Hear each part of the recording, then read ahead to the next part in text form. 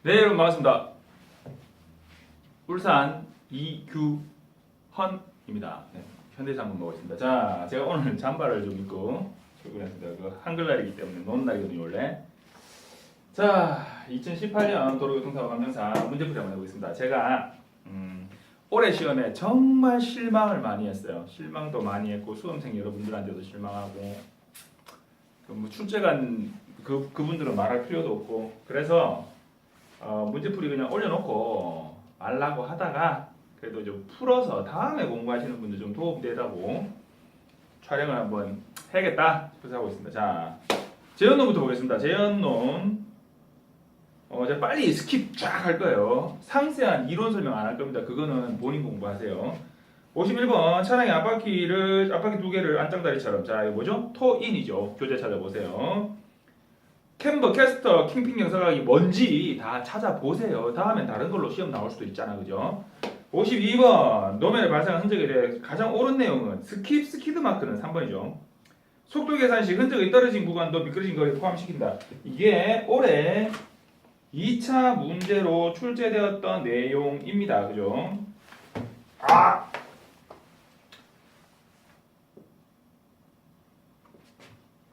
정차하거나 뭐 사고가 나거나 자 했어요.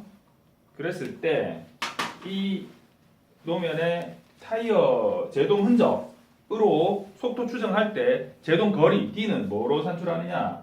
얘랑 거리, 얘랑 거리 측정하고 얘는 뺍니다.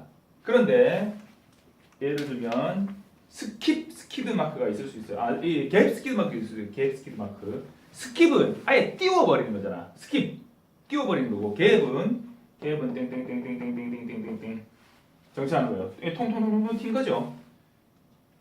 튄 건데 이게 완전히 땅바닥에 떨어져서 이렇게 둥둥둥 이게 아니고 그 제동 흔적을 남기고 못 남기고 못 남기고 이런 식으로 미끄러진 거예요. 그래서 이 제동 흔적이 남지 않았다고 해서 이 구간에 제동이 되지 않았다라고 보지 않는 거예요. 제동이 된 거예요. 근데 스키드 마크만 남지 않은 겁니다. 그래서 갭 스키드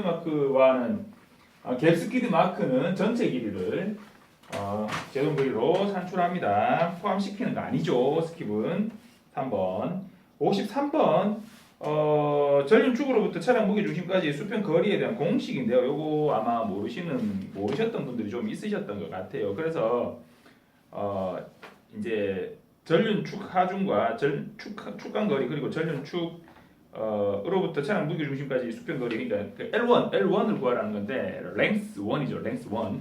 근데 구하라는 건데 그러니까 1번이니까 그 length 1이니까 W1 이렇게 측정하시는 분들이 좀 있는 것 같아요. 자, 보세요.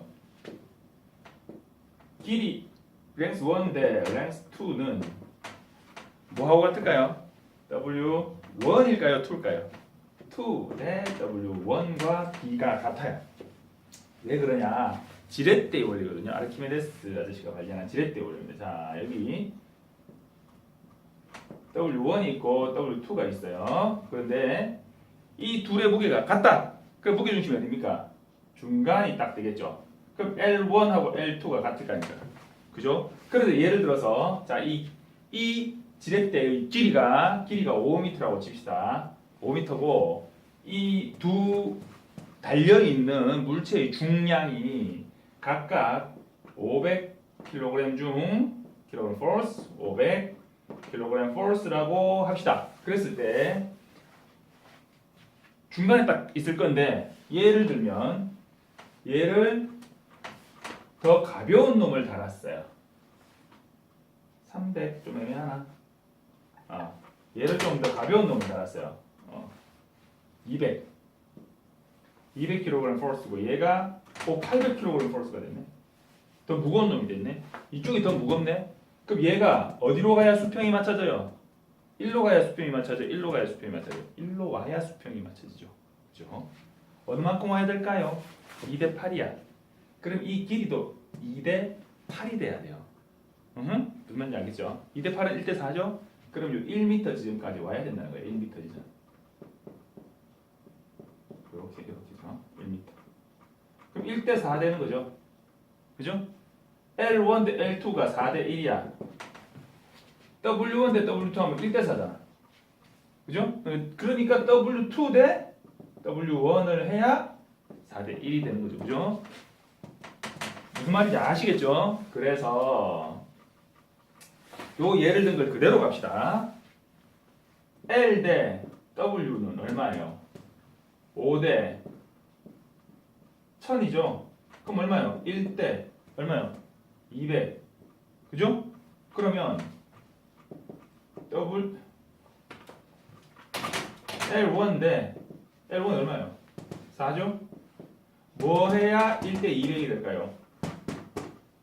W2를 해야 4대 800이니까 1대 200이 되죠. 그죠? 그러면 L2 대 W1 하면 되겠죠. 그죠? 얘는 1이고 뭐 2고 200이고 이거 뭐 바로 나오죠. 그죠? 자, 이 B의 각각의 B의 관계를 아시겠습니까? 그래서 우리가 지금 구하고자 하는 거는 압축과 무게중심 간의 거리, 여기가 압축이고 여기가 무게중심이라고 치면 L1이니까 얘가 압축이고 얘가 무게중심이라고 치면 요 거리를 알고 싶은 거잖아요. 그럼 걔가 들어가 있는 거 요거잖아요. 얘와 전체 거리와 중량과의 관계에서 L 대 W는 L1 대 W2다 라는 이 관계에서 L1을 기준으로 이항 정리하면 어떻게 되냐면 안에 거 곱한 거과 안에 거끼리 곱한 거는 밖에 거끼리 곱한 거 이 B의 관계는 그렇게 됩니다. 다시 말해서 이게 뭐냐면 L 나누기 W는 L1 나누기 W2라는 얘기거든요. 그러니까 얘가 1위로 넘어가면 곱해야 되잖아요. 얘가 1위로 넘어가면 곱해야 되잖아요. 그죠? 안에 거끼리 곱한 거는 밖에 거끼리 곱한 거다. 요거를 다시 정리하면 LW2는 L1W 이거잖아요. 그죠? 요거. 그죠? 그런데 이해하고 있어요. 자, 그런데 안에 거끼리 곱한 거는 밖에 거끼리 곱한 거다. 예를 들면 L1W는 LW2 아까 적은 거랑 똑같아요. 자, 그래서 여기서 L1을 구해야 되니까 L1은 W분의 LW2다. 그래서 정답은 몇 번이라고요? 정답은 4번이다. 54번 노면의 현의 길이가 30m이고 중앙 좋은 거가 0.65m인 요 마크가 발생되었다. 이런 건 계산 안 합니다. 자, 어떻게 하면 돼요? 현의 길이를 줬고 중앙 좋은 거를 줬습니다. 그러면 곡선 반경 구하는 공식으로 곡선 반경을 구하면 됩니다. 공식 찾아보세요. 모르면. 그리고 곡선 반경을 구했으니까 속도는 뭘로 구합니까? 루트 FGR 공식으로 구하면 됩니다. 그런데 시속 단위로 구하래요. 그러면 여기서 구해진 값에다가 곱하기 3.6을 해주면 됩니다. 간단하죠? 254 공식, 127 공식 들이대지 말라고 항마. 자, 55번.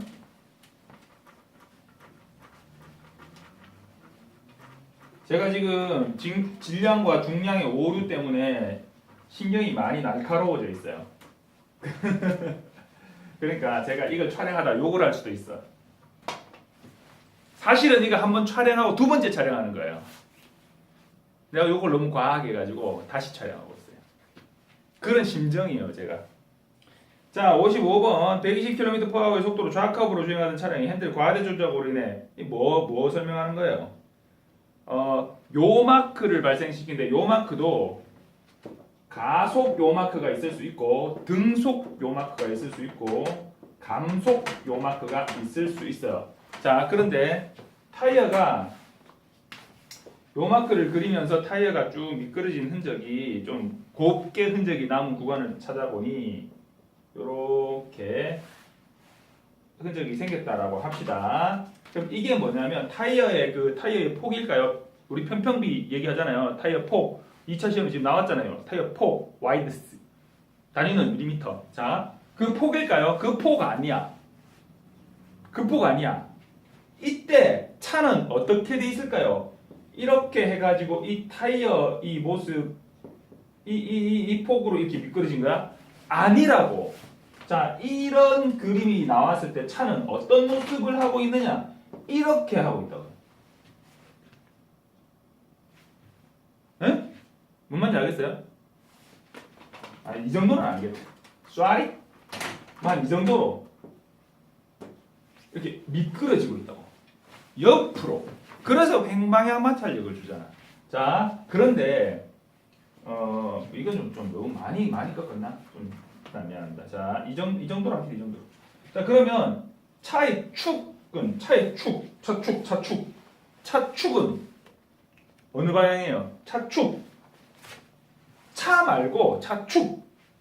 차의 타이어를 연결하고 있는 축. 축 이 방향이죠. 이렇게 차축과 평행하게 미끄러지고 있는 중이야. 그 얘기는 무슨 얘기냐면 미끄러지면서 타이어도 같이 구르고 있다는 얘기예요. 그래서 미끄러짐과 타이어의 굴러감이 같이 가고 있기 때문에 차축과 평행하게 꺼진다.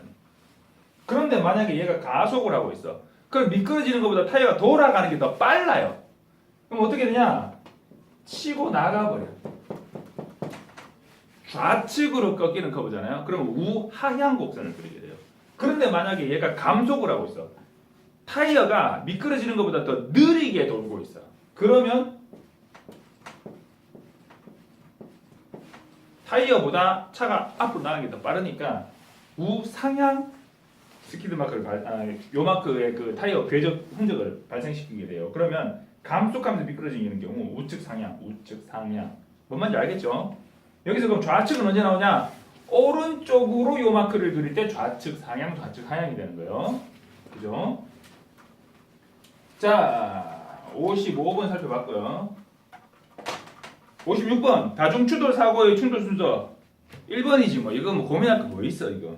자, 57번 중량 500kg 포르싱 차량이 1000kg 포르싱의 화물을 싣고 그러면 이 차의 총 질량은 얼마예요? 5000 더하기 1000 질량은 6000kg이죠. 기준을 잘 잡으라고. 자, 이 차가 받는 구름 저항 제동을 안 하고 그냥 굴러가기만 하고 있는데 타이어와 노면에 구르는 그 자체로의 저항이 있다. 그게 구름 저항이죠. 구름 저항이 얼마라고요? 0.013. 네, 뮤인데 구름 저항 뮤인데 뭐 기능계수는 같은 거죠. 평탄화 노면이라고 가정합시다. 말이 없으니까 평탄화 노면인 거야. 그죠? 얼마냐? F는 MA죠. 는 MFG죠. 그죠? 그러면 6000 곱하기 0.013 곱하기 9.8 얼마예요? 764.4N이에요. 764.4N인데 여기 단위가 뭐라 돼 있어? 킬로그램 포스라고 돼 있죠. 포스는 뭐냐? 760 이거 설명해야 돼. 764.4 킬로그램 미터 퍼 세크 자승 이게 뉴턴이잖아요. 킬로그램 미터 퍼 세크 자승이 뉴턴인데 이 뉴턴에서 얘 단위 얘와 요거 나누기 9.8 해가지고 이 9.8을 요로 빼낸 거예요. 9.8 미터 퍼 세크 자승을 빼낸 거야. 즉 다시 말해서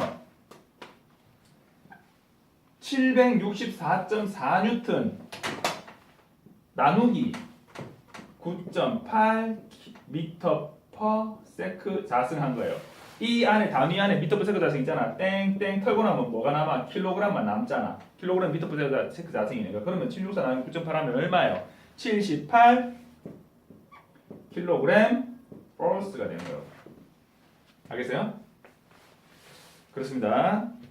58번 주행 차량의 추락 속도를 계산하기 위해 필요한 항목이 아닌 것은 추락 공식 생각해 보라고. V는 D 루트 2H분의 G. 자, 뭐뭐 상관이 있어요? 추락 시 이동한 거리, 높이, 중력 가속도, 이탈 각도. 이거는 평행 그 평탄화 노면일 경우잖아요. 그죠? 이륙 추락 아닐 경우에 요거는 그냥 단순 추락일 경우에 각도도 중요하죠. 각도가 있다. 그러면 원공식 써야지. 그죠? 자, 추락 전에 주행한 주행거리는 아무 상관없어요. 그죠? 59번 보행자 사고와 관련한 충돌 보행자의 운동 특성을 바르게 설명한 것은 뭐냐? 자, 제가 늘 말합니다. 도로교통사고 감정사 차량 재연론, 교통사고 재연론, 교통사고 재연론을 꿰뚫는 두 가지 주제 뭐죠? 관성과 무게중심입니다. Inner tier, center of gravity. 네. 무게중심. 어디를 부딪혔냐에 따라서 얘가 회전을 하느냐, 모멘텀이 발생하느냐, 뭐 이런 거죠. 관성. 자, 무게중심인데요. 무게중심과 딱 일치하게 그대로 땅 부딪히면 어떻게 돼요? 사람은 그냥 앞으로 통 튕겨 나가지고 회전이 없죠. 무게중심을 비껴서 부딪혀야 편심 충돌이 되어야 편심 중심을 비켜서 편심 충돌이 되어야 차량은 회전하고 사람도 회전합니다. 자, 충격력 작용중 보행자의 무게중심 아래에 있으면 보행자는 회전된다. 3번이죠. 이건 뭐 고민할 필요도 없고요. 자, 60번. 차량이 100km/h의 속도로 주행하다가 급제동에 정지하였다. 차량의 제동 거리 구하는 공식은 3번 공식에서 유도됩니다. 3번 공식에서 유도해서 3번에서 유도해서 이거를 만들어낼 수 있어야 돼요. 본인 능력으로. 이 FG분의 V 자승입니다. 대입해 보세요. V에다가 100 나누기 3.6의 자승 넣으면 되죠. 그죠? 여기다가 그러면 얼마 나오냐? 65.6m 나옵니다. 스키드마크 먼저 발생되고 그 다음에 요 마크 발생됐다. 제가 강의 올려놓은 거 있습니다. 찾아보세요. 속도의 합성이라고 있어요. 자, 찾아보시면 됩니다. 4번입니다. 62번 평탄한 도로를 20m/s의 속도로 주행하던 차량을 급제동시켰다. 나중속도 빵이라는 얘기죠. 자, 처음 속도 나왔어요. 20. 나중속도 나왔어요. 빵. 가속도는 마찰계수 0.8이고 가속도는 정지니까 속도가 줄어들었으니까 A는 마이너스 0.7 곱하기 9.8 m/s 스퀘어. 시간이 얼마냐? T. 자, 띵띵띵 1번 공식이죠. 풀어보시고요. 63번 충돌 과정을 세 가지로 분류했을 때 이에 속하지 않는 것은 이거는 공부했으면 당연히 푸는 거예요. 공부를 안 했다는 얘기가 이거를 만약에 틀렸다면 최대 접촉, 아니 최초 맞물림, 그리고 최대 접촉, 그리고 나서 분리. 이게 충돌의 3단계잖아요. 보고는 뭐야? 보고는 없어요. 평탄한 도로를 80km/h의 속도로 주행하던 차량이 급제동하여 40m를 이동하고 정지하였다. 자, 뭐가 나왔어요? 평탄한 도로를 80. 자, 처음 속도네. 급제동해서 40m를 이동했대요. 거리 나왔고 정지해서 나중 속도 나왔네요. 견인 개수가 얼마냐라고 물었어요. 이 공식으로 풀 수 있어요. 이 공식으로. 이 공식으로 풀면 돼요. 네? 풀면 돼요. 여기서 F를 구해야 되니까 얘랑 자리만 바꾸면 돼요. F는 2DG분의 V의 V작승. 자, 어떻게 이 공식이 나오는가? 3번 공식에서 어떻게 이 공식이 나오는가? 이해 안 되면 질문 올리세요. 카페 들어와서 질문 올리세요. 자, 풀면 돼요. 정답은 뭐 정답 알잖아. 4번이고요. 0.63, 양변 0.63. 65분 수막 현상을 예방하기 위해서 수막 현상은 언제 생기느냐? 시속 80km/h의 속도 이상의 속도로 차량이 10mm, 한 1cm 정도 이상의 물이 고인 노면을 지날 때 타이어 골 있잖아요. 트레드 골 있잖아요. 트레드 골 사이로 물을 집어 넣고 타이어가 이렇게 앞으로 굴러가면서 집어 넣고 타이어 타이어 트레드는 바닥을 짚고 그리고 넘어가야 되는데 얘가 너무 빨라. 그래가지고 이 물 안에 원활하게 얘를 갖다 못 집어넣어. 그러니까 골 안에. 그렇게 돼서 이 타이어가 물 위에 떠버리는 하이드로플래닝. 그렇게 되면 타이어는 공회전하죠. 헛돌아버리면서 하면서 가다가 일정 지점에서 물이 고인 지점을 조금 지난다든지 해서 접지가 되면 이제 다시 제대로 가는데 그때 접지가 왼쪽은 되고 오른쪽은 안 되고 이렇게 됐다. 그러면 얘는 그냥 돌아서 그냥 관성으로 가고 있고 얘는 힘을 받아서 가고 있다. 돌아버리든지 아니면 놀래가지고 브레이크를 밟았다. 타이어가 정지하는데 두 타이어가 동시에 딱 접지되면 끼익 하고 서겠지만 얘만 접지됐다. 얘는 관성으로 가고 있는데 그럼 얘를 축으로 돌아버리죠. 그런 현상이 발생할 수 있다. 그래서 하이드로플래닝, 수막 현상이 발생하면 어떻게 되냐? 절대 브레이크 밟으면 안 되고 그냥 악셀에서 발을 떼기만 하고 핸들을 꽉 잡아야 돼. 그리고 나서 어느 한 타이어가 먼저 접지되어서 차량의 방향이 틀어질 때가 혹시 오지 않을까를 대비하면서 잡고 있어야 돼요. 그리고 큰 차이 없이 접지가 되어서 그냥 쭉 나가면은 그냥 굴러가고 있으면 다행이고 그렇지 않으면 잘못하면 사고 날 수 있어요. 그래서 어떻게 해야 된다고? 그 전에 비가 오면 속도를 줄여야 된다고. 그리고 이 골 사이에 물이 들어가야 되니까 이 골의 폭이 트레이드의 높이가 낮아져 있으면, 즉 타이어가 닳아 있으면 수막 현상이 일어나기 쉽겠죠. 그리고 타이어의 공기압이 낮아서 공기압이 높으면 얘가 빵빵해가지고 이렇게 벌어져가지고 골이 깊게 형성되는데, 타이어 공기압이 낮으면 그 골이 작아져요. 그래서 저속 운전해야 되고 마모된 타이어 사용하지 않아야 되고 배수 효과가 좋은 리브형 타이어를 사용해야 되는데 타이어 공기압을 높게 해야 돼요. 3번이죠. 66번, 이거는 초등학생도 풀겠다. 컴퓨터 켜가지고 프로그램 구동시켜 놓고 기본적인 자료, 변동성 없는 기본 자료, 뭐냐면 차량의 재원, 길이, 중량 이런 거 먼저 입력하고, 그리고 나서 거기서부터 어느 각도로 튕겼다, 몇 미터를 가서 정지했다, 스키드마크 몇 미터 났다, 뭐 이런 거, 그거를 변동자를 입력하고 그리고 결과를 출력해야죠. 자, 67번, 주행하던 차량에 고정물체 충격한 경우 고정물체가 받는 힘의 방향은, 내가 가만히 있는데 제가 나를 쳤어. 그럼 내가 어느 방향으로 힘을 받아? 얘가 온 방향으로 내가 힘을 받을 거 아니야. 이거 문제라고.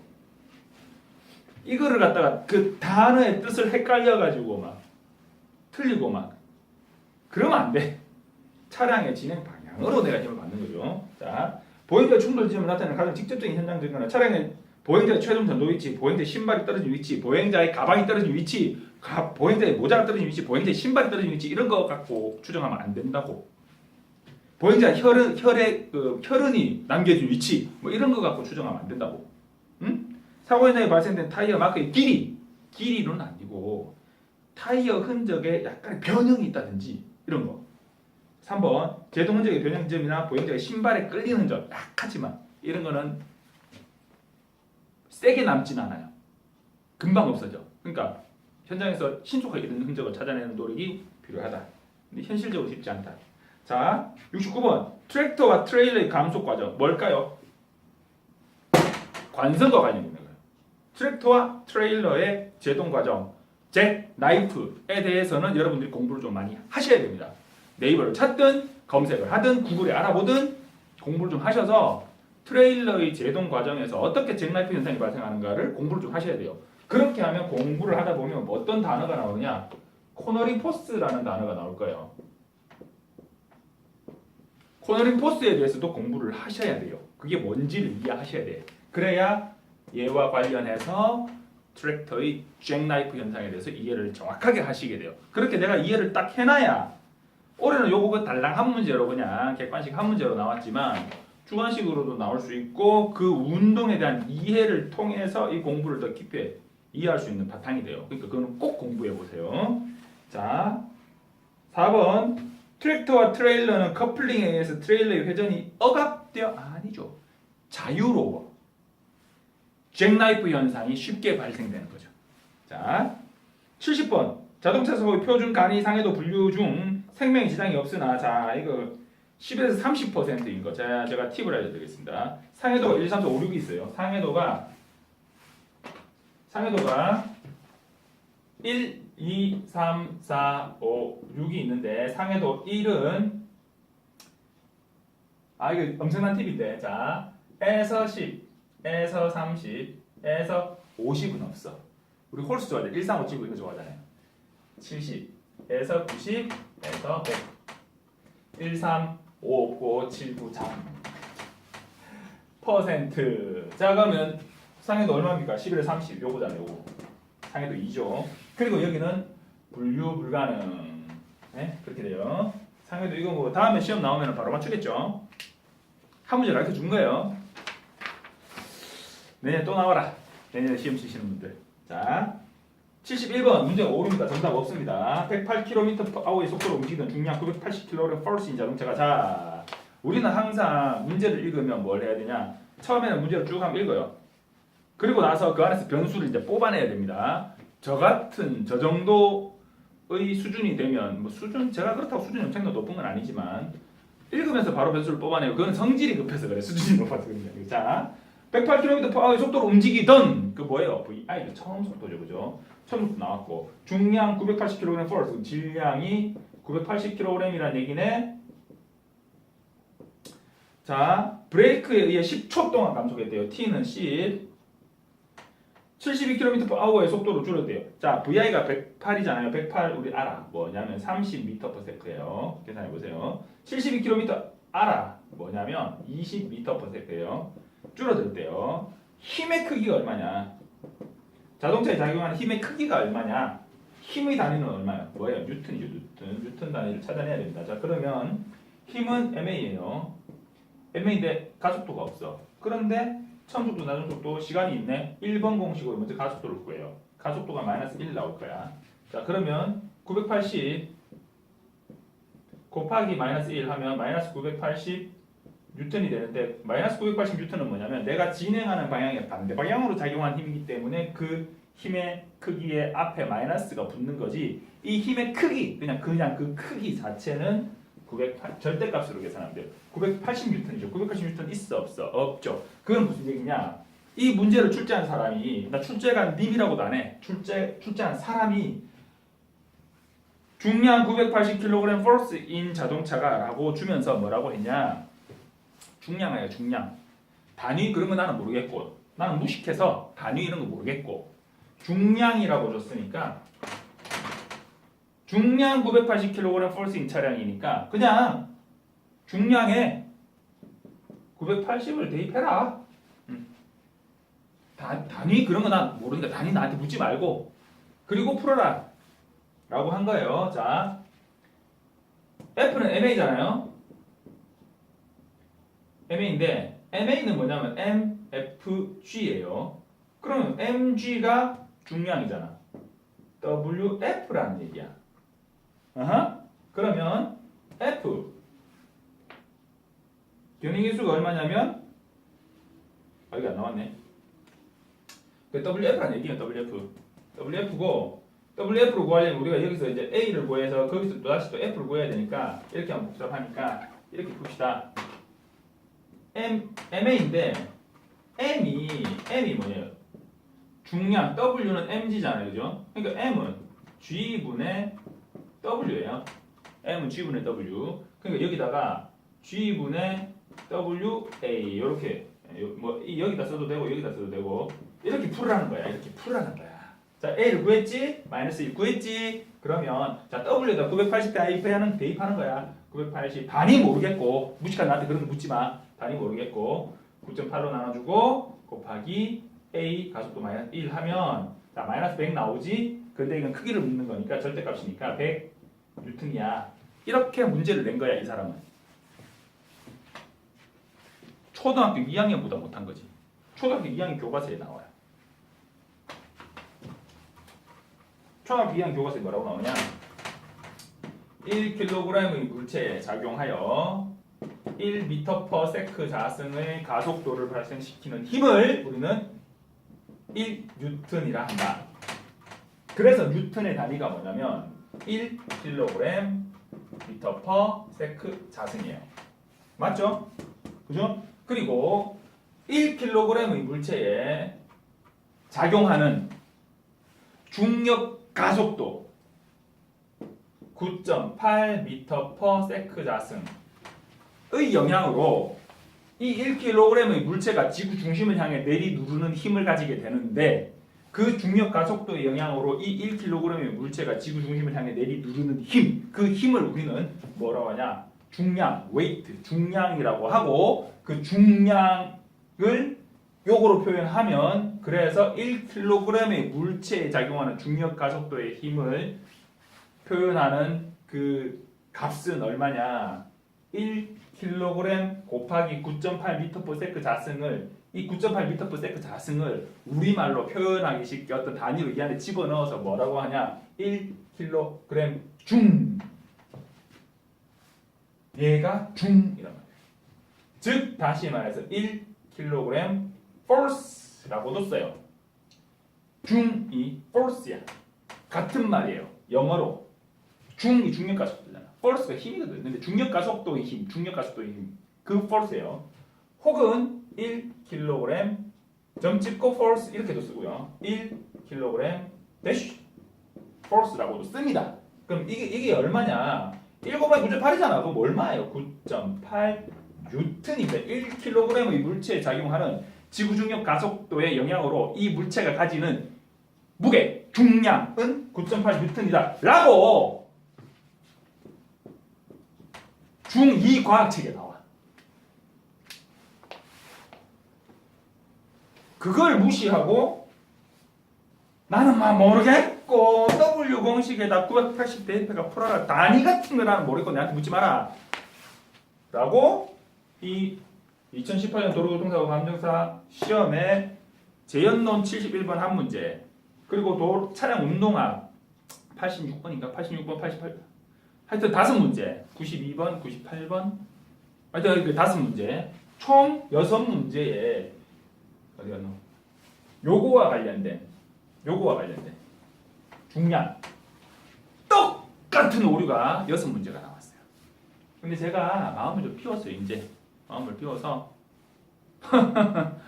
그러냐 알았다. 오늘 도로교통공단에서 저한테 답변서가 왔더라고요. 제가 그 신문고에 민원을 올리면서 회신 방법 문서 이랬거든. 그냥 문서로 왔어요. 근데 똑같은 내용이야. 지가 내한테 메일 거기서 답변한 그 내용이 그냥 문서로 왔어요. 왔는데 뭐 교통 전문가들을 초빙해가지고 의견을 듣고 유선으로 전화 준다 하는데 뭐 언제 전화 주는지는 모르겠어요.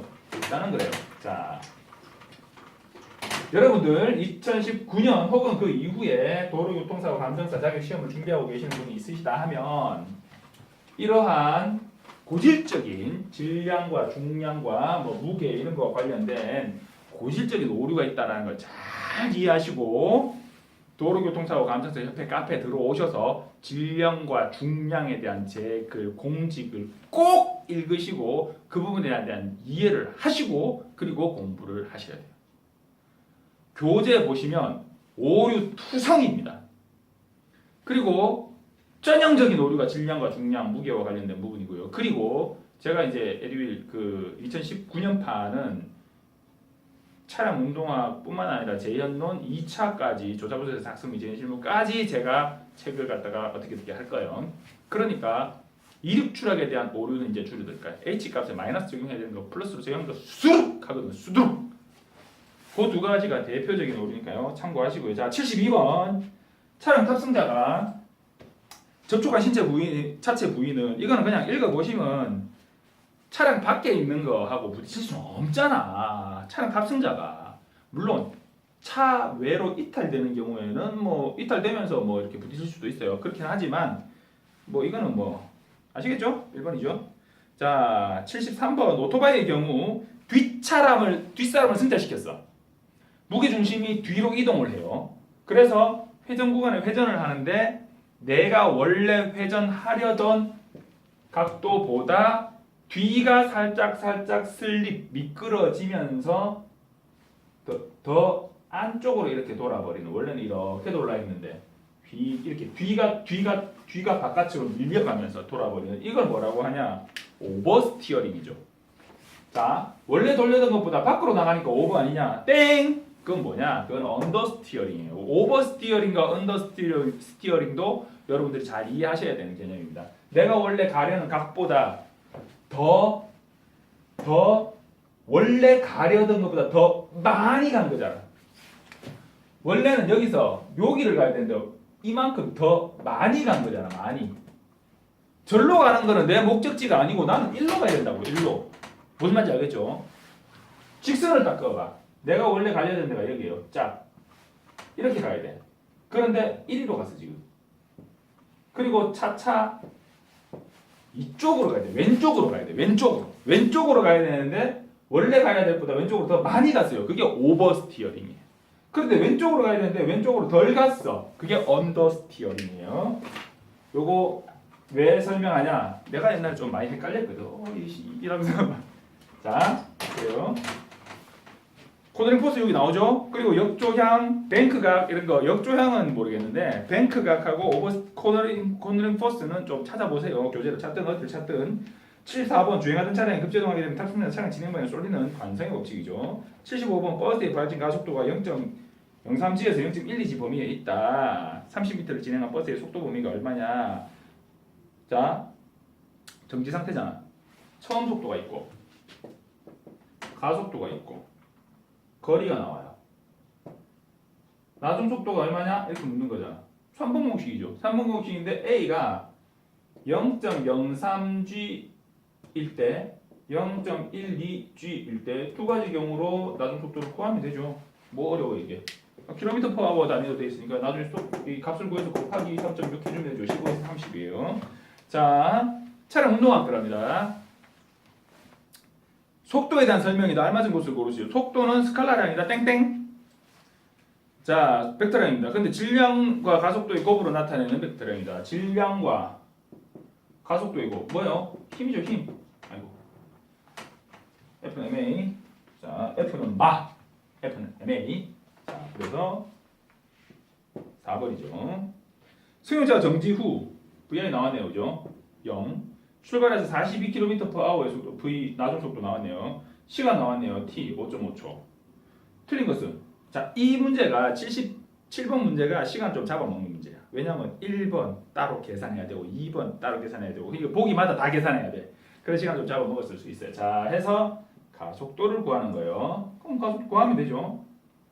가속도를 적용했을 때 이동한 거리를 구하는 거예요. 자, 이거는 뭐예요? 이거는 1번 공식으로 구하면 되고 이거는 VI, VET, D 뭐예요? 4번 공식으로 가면 되고 그리고 5.5초가 아니고 처음 속도와 평균 가속도와 그리고 시간 3초를 줬을 때 속도는 나중 속도는 얼마냐 이렇게 물었어요. 그럼 이거 1번 공식이죠. 그리고 그동안 이동한 거리는 얼마냐? 띵띵띵띵 이거 2번 공식이네. 네, 하면 되죠. 2번 공식인데 이거 쉬워요. 처음 속도가 빵이니까 VIT를 소거하면 돼. 그냥 D는 2분의 1 VT의 자승 요거만 저기 대입하면 돼요. 그래서 77번은 풀어봤고요. 78번 다음 설명 이거 내가 왜 답을 안 알려주게 답은 이미 답지에 있고 계산해 보세요. 다음 설명 중 틀린 것은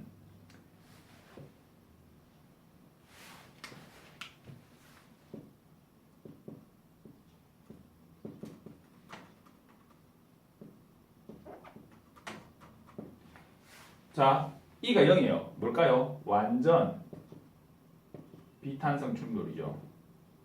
요거는 완전 탄성 충돌이죠. 완전 비탄성 충돌 있어 없어? 있어. 완전 탄성 충돌 있어 없어? 없어. 이건 이론상에나 존재해요. 그리고 요거는 그냥 비탄성 충돌이죠. 그럼 이 값이 0.2, 0.35, 0.15 뭐 이런 값들이 있을 수 있죠, 그죠?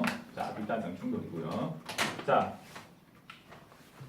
운동량은 보존돼 안 돼? 보존돼.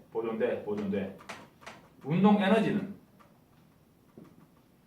완전 비탄성 보존 안 돼. 완전 탄성 보존돼. 비탄성 보존 안 돼. 비탄성 보존 안 되는데 0.1일 때보다 0.2일 때, 0.3일 때, 0.5일 때, 0.7일 때, 0.9일 때. 자, 언제 에너지가 그래도 더 많이 보존될까요? 요럴 때. 반발 개수가 1이다. 그러면 운동 에너지는 보존됩니다. 그런데 0.9다. 0.1만큼 손실되는 거지. 0.9만큼 손실되는 거예요. 그죠? 그러니까 그리고 0 돼서 0. 1만큼 손실되는데 그러니까 운동 에너지 완전히 없어진다는 게 아니고 손실량이 완전 비탄성 충돌에서는 운동 에너지 손실량이 최대에 달한다. 예를 들면 쉽게 예를 들면 그냥 예를 드는 거야. 자, 운동 에너지가 완전 비탄성 충돌일 때 원래는 100의 운동 에너지가 있는데 한 40 정도 소멸돼 버리고 9만의 운동 에너지가 있는데 한 6만 정도 소멸돼 버리고 3만밖에 안 남아. 그러면 원래는 9만이에요. 9만 줄이야. 3만 줄밖에 안 남아. 6만 줄이 소멸됐다는 얘기잖아. 그럼 0.5면 3만 줄 소멸되겠네? 그런가? 그럼 계산해보세요. 그런 건 뭐겠다. 예를 들자면 그런 얘기야. 예를 들자면 완전히 다 없어지지 않고 남는다고 운동 에너지도. 자, 그렇습니다. 그래서 78번 완전 탄성 충돌인 경우에 운동 에너지 보존됩니다. 비탄성 충돌인 경우에 보존되지 않죠. 두 번째 충돌은 운동량의 합은 완전 탄성 충돌인 경우에도 보존된다. 운동량의 합은 뭐 완전 탄산이든 완전 비탄산이든 어쨌든 보존되니까 이거는 뭐 일단은 맞고. 두 물체의 충돌 전후 운동량의 합은 비탄성 충돌인 경우에 보존되지 않는다. 그건 아니죠. 그건 운동량이 보존되지 않지만 운동량은 보존되죠. 자, 79번. 질량 200kg인 차량이 30m/s 속도로 운전한다. 자, 처음 속도 나왔고요. 질량 나왔고, 그리고 질량 M1 나왔고, M2 나왔고, 정지에 있으니까 VU2 나왔고, 한 덩어리가 이동하겠다. 요게 방금 제가 예를 들었어요.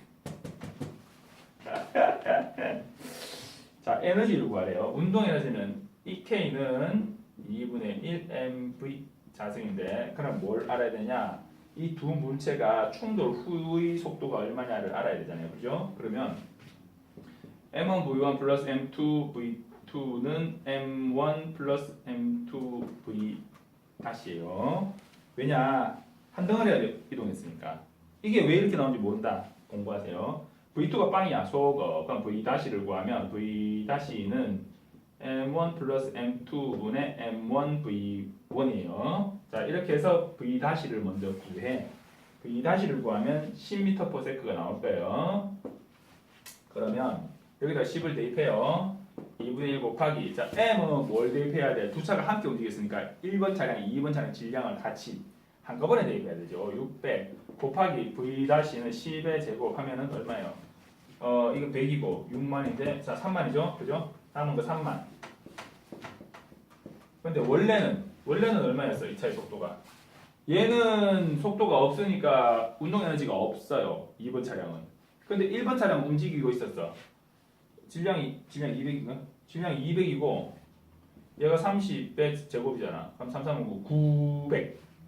900에 2 곱하면 2분의 1이잖아. 이게 100, 9만이네, 9만. 3만이 좀 계산해 보시라. 계산해 보세요. 그래서 80번. 자동차 선에는 원심력과 관련이 있다. 자동차의 선에 관련된 원심력. 원심력은 F는 여기서 MA인데 이 A는 각가속도를 대입합니다. 그래서 얼마냐면 MR분의 V 자승입니다. 질량과 비례하고 속도의 제곱과 비례하고 곡선 반경과 반비례합니다. 관련이 없는 거. 타이어의 반경은 관련이 없다. 81번. 운동량과 단위가 같은 물리량은, 자, 단위가 같다. 단위가 같아야만 더하기 빼기가 가능하죠. 단위가 같다. 운동량 단위 뭘까요? 킬로그램 미터 퍼 세크 혹은 뉴튼 세크라고 표현을 합니다. 왜냐하면 뉴튼이 킬로그램 미터 퍼 세크 자승인데 거기다가 세크를 곱해봐. 그럼 얘 땡땡 털어가지고 킬로그램 미터 퍼 세크가 되죠. 그래서 뉴턴 세크라는 단위를 씁니다. 운동량 단위에. 운동량은 충격량은 운동량의 변화량. 운동량의 변화량이 충격량이에요. 그러면 얘 둘이 단위가 같지 않으면 이걸 이렇게 쓸 수 있어 없어? 없지. 1kg은 40cm. 이게 말이 돼 안 돼? 안 되죠. 1kg은 네가 일주일 전 몸무게와 지금 너 일주일 전 몸무게와 지금 몸무게의 차이는 1kg이다 라고 하면 1kg는 플러스 지금 양수값이잖아. 지난주보다 1kg 늘은 거잖아. 그죠? 지난주의 몸무게와 지금 지난주의 질량과 이번 주의 질량이 1kg의 차이가 있는 거잖아. 그죠? 차이, 너의 질량의 차이, 일주일 전과 지금의 차이는 1kg이다. 요 지금 단위가 지금 같잖아. 그죠? 그렇다. 운동량과 같은 것은 충격량이고요. 운동 에너지, 위치 에너지, 일의 단위는 전부 다 주어입니다. 그죠? 에너지죠.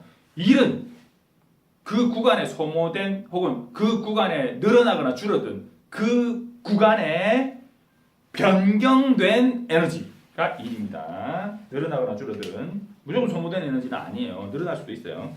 자동차가 속도를 25km/h에서 55km/h로 일정하게 가속하는데, 자, 뭐가 나왔냐? VI가 나왔습니다. VE가 나왔고요. T가 나왔습니다. 가속도를 구할 수 있죠? 1번 공식. 그리고 정지 상태에서 30km/h까지 VI 나왔고, VE 나왔고, OC가 나왔습니다. 가속도 구할 수 있죠? 가속도 구해보세요. 두 개의 가속도를 구해서 문제 풀면 됩니다. 평탄한 일직선 도면 위를 달리는 차량이 4.9m 낭떠러지 아래로 4.9m를 왜 줬을까요? 4.9가 9.8 나누기 2 하면 4.9가 돼. 계산하기 쉬우라고. 추락하였다. 차량이 추락하는데 걸리는 시간은 차량이 추락하는데 걸리는 시간을 묻는 거는 단순 추락 공식을 유도하는 과정이 나오는 거죠. 아래로는 자유낙하 운동하고 가로로는 등속 운동을 하기 때문에 추락하는 데 걸린 시간이나 등속으로 이동하는 데 걸린 시간이 같기 때문에 그 두 시간을 기준으로 이항 정리해가지고 정리하면 단순 추락 공식이 나오죠. 그래서 여기에서 지금 묻는 거는 자유낙하 공식에 대해서 묻는 거예요. 자유낙하 공식 2번 h는 2분의 1 gt의 자승인데 거기에서 시간을 묻는 거니까 t의 자승 t를 기준으로 이항 정리해가지고 t는 루트 g분의 2h 계산하시면 됩니다. 그러면 1초 나옵니다. 84번 다음과 같은 상황에서 A 차량의 제동 직전 속도는 얼마였냐? 제동 직전 속도 VI를 묻고 있습니다. 그죠? 급정지에서 스키드 마크가 30m 발생했어요. 같은 장소에서 자 처음 속도가 있고